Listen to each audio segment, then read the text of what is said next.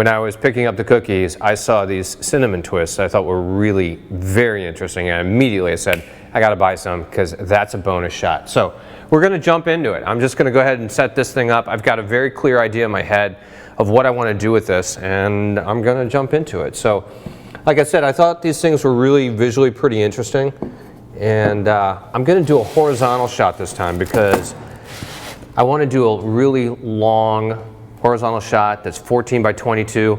I like going through my portfolio and having a lot of the 11 by 14 verticals broken up with a nice big horizontal. So I'm just going to do a stack of these things and kind of try to make something cool. So let's see what happens, all right?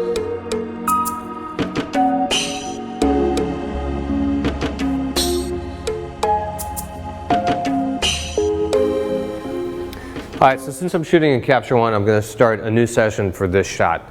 We do that with every shot that we do, so we're going to go up here.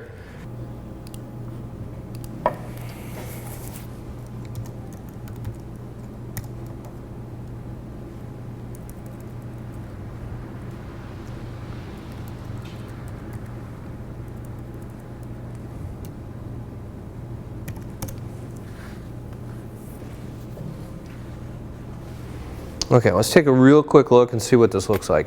I know it's going to need work without question. So I still have my mirror locked up, and I'm going to switch my crop. That right now is completely full frame. I want to get my 14 by 22 on here, which I've already got preset in there.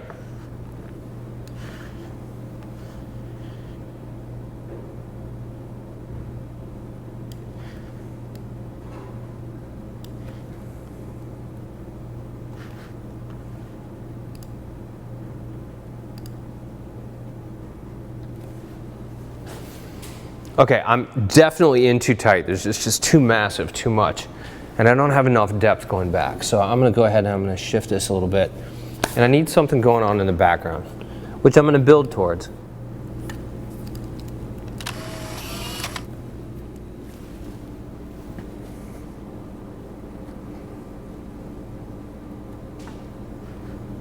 This ball head, it can hold the weight of the camera, but it really doesn't lock very well. All right, let's see if this is any better. And then I'm going to start introducing some stuff in the background to give it a little bit of life.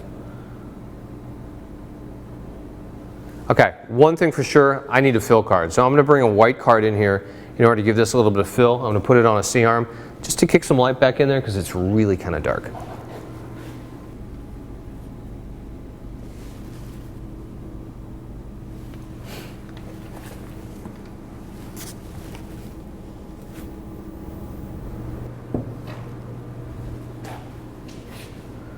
All right, so I'm going to do a few things. Somehow we got to make this a little bit more interesting, all right? So we're going to add a couple elements in the background. Without question, that need to be there.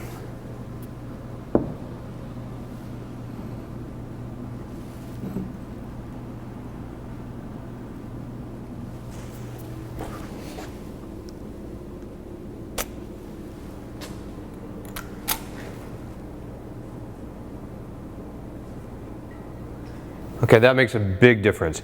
Adding a small fill card just in the front in order to get the ends of the twist to light up. And then we added a couple of glasses in the back. One's a coffee cup, and I'm actually going to make that into coffee. I'm going to put a little bit in there, which is going to help draw the eye back there. It's also going to pick up on the color of the cinnamon, which will be nice. It'll give it a little bit of additional complexity as we add that color in the background. And then I think finally, I want to add a little bit of shading. I'm going to put a dark black card in there in order to suck up some light so that corner just kind of goes dark and pops off a little bit. The other thing I see that I don't like is this knot in the wood. I like what's going on with kind of the striations of the wood. I just don't like that knot in particular, so we'll play with that in post.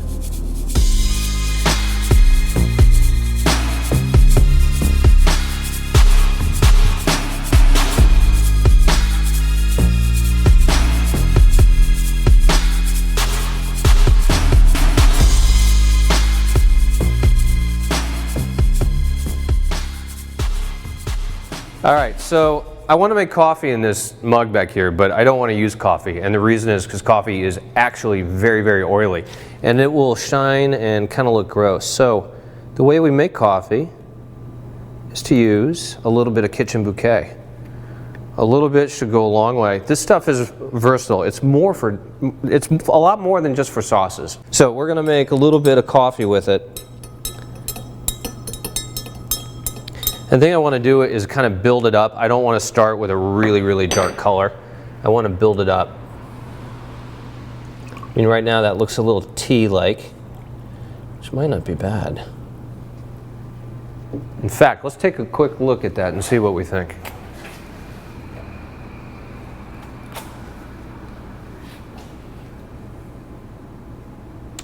All the light drop. You can see that we're losing light as we're getting here towards the end of the day, so I'm going to want to bump my exposure a bit.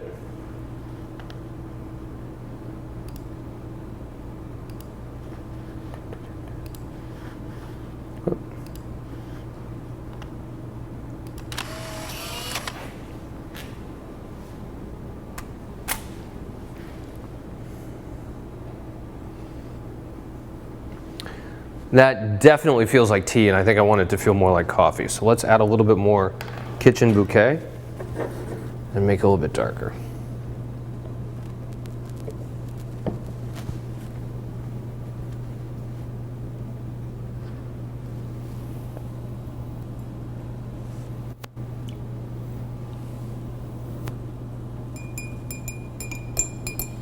So again, I'm just going to build this up and kind of get in the realm of where I want it to be by going slow.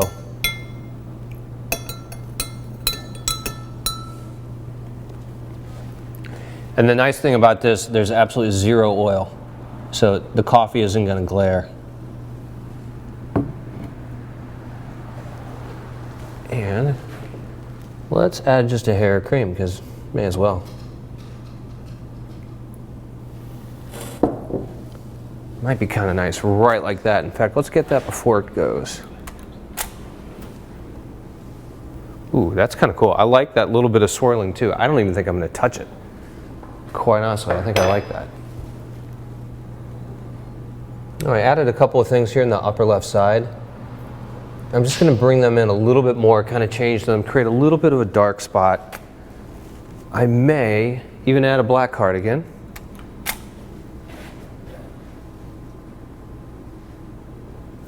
Yeah, that's feeling better. I'm going to move that back just a little bit. Now, I think I need a little bit more light as things are dying with the sun going down. I want to add a little bit more light here in the front. So again, I'm going to use one of my silver cards. I'm going to lock up my mirror. Just going to take a quick look at this. You can see how much light this throws. It's really going to light up the ends of this thing. Much better. Let's take a quick look at that. This is with the silver card, and I concentrated the silver card in this area right here. I didn't want it to go completely over there because again, I want the eye to kind of lead, and it needs a little bit of contrast in order for that to happen. And there's before where these ends were really dark, and here's after. Now I'm looking here, I like these crumbs. They're a little bit tight, like that one right on the edge I don't like, this one right on the edge I don't like. So again, I'm going to break out my brush. I'm just going to make a couple of really quick little changes, and we'll shoot it again.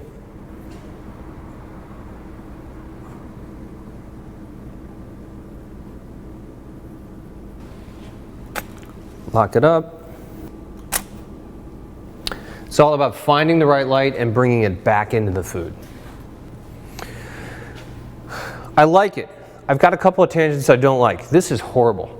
Like if I put this out right now, I'm going to hate it later because that is right on the very edge. So I got to change my crop. I need to move something in order to alleviate that edge. It's far too close. So let's go up here to the crop tool, see what we have, see how much room we have. You know what? I think I'm going to want to bring all that in. I like seeing the top of the very top cinnamon twist as well. We're just losing too much. So I'm going to go ahead and I'm going to pull this crop a little bit wider. See what that looks like.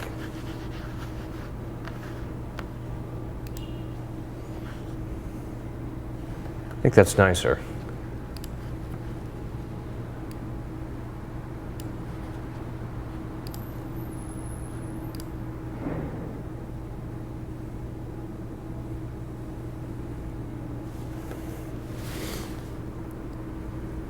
Now, one of the things that I'm doing here, I step back and I take a look at it, and I also defocus my eyes.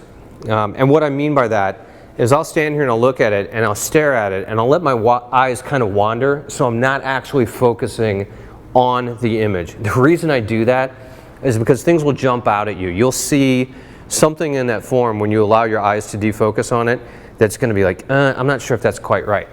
One of the things I'm seeing is just this little speck over here. To me, I know it's a crumb, but it looks like it could be something on the sensor.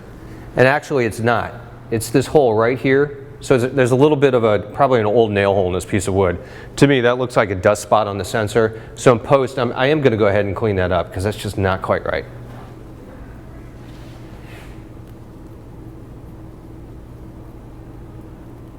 All right, again, allowing my eyes to defocus, come back in. I see I've got a line of crumbs right here, a really dry spot. There's a lot of crumbs under there, a lot of crumbs on this edge. I want to kind of make that feel a little bit more spontaneous. Remember what I said before, this is all about forced spontaneity. You want to look at this so it looks like it just kind of naturally happened, but it's not naturally happening. You are making this happen. There's no question, it's 100% forced. So we're going to kind of take the brush and get these to relax a little bit, get some off the edge. Also got this one on the edge. I don't like it all anymore. That guy's coming out completely. All right.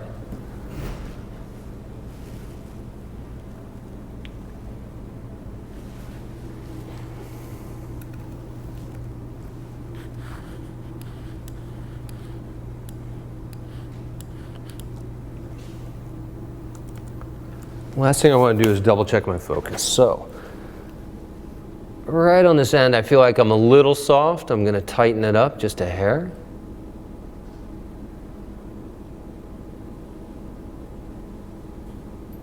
Remember, macro makes everything fall off really fast. I'm actually going to increase my depth of field slightly. I want to add a stop. So I'm going to go to a second, and I'm going to go down here to 10, which really, F10 would seem like a lot when you're doing a portrait in particular.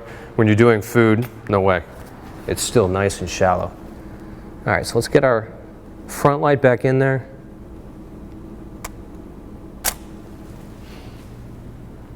All right, I like it. Got rid of the things that were kind of bothering me.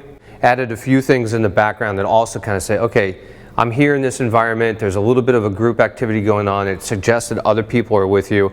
It's a clean, nice shot that invites the viewer in. And that's what you want to do. You want to draw the viewer into this and create that desire that, man, I don't know what those things are, but they look fantastic and I have to have one.